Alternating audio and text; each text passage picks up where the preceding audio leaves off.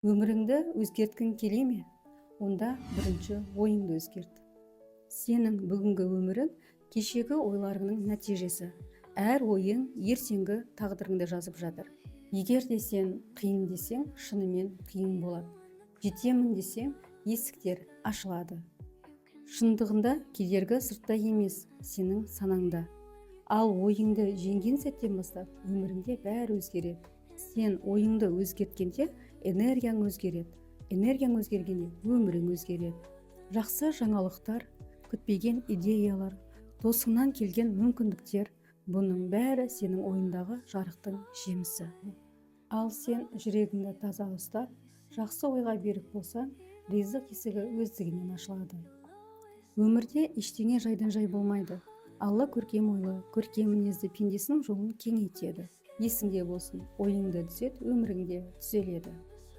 Жақсы өмірге арналған аффирмациялар тізімін описанияға жаздым. Күнде оқыңыз, көресіз, өміріңізде керемет өзгерістер болады.